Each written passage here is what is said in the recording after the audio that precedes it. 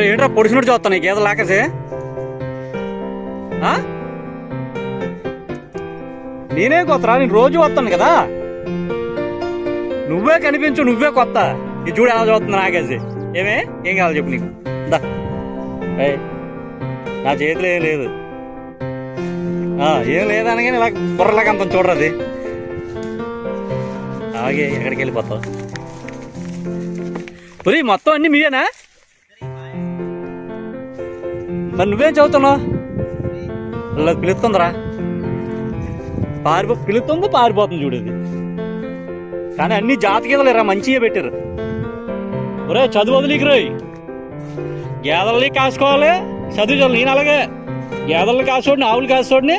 తర్వాత ఆర్మీ జాబ్కి వెళ్ళాను. అప్పుడే మనకు మంచి ఫిజికల్ వస్తుంది. అర్థమైందా? విన్నావా? అదే అక్కడ ఉండిపోయింది. దాదా దాని పెద్ద కొమ్మలు ఉన్నాయిరా. గేదెలు వదిలించుకోకూడదు, పాడి పంటలు వదిలించుకోకూడదు, వ్యవసాయం చెయ్యాలి. అలాగే అనేసి ఎట్ల మీద ఉండకూడదు. విన్నావా? జాబ్ కూడా చేసుకోవాలి. ఒకవేళ గవర్నమెంట్ జాబ్ దొరకపోయింది అనుకో, ప్రైవేట్ జాబ్ ఉన్నా 20,000కి 30,000కి 40,000కి జాబ్ చేసుకుంటూ మళ్ళీ వచ్చి ఈ పని చేసుకోవచ్చు.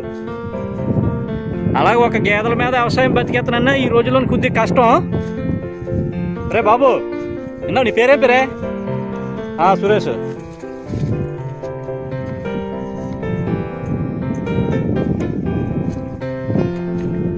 విన్నావు కదా?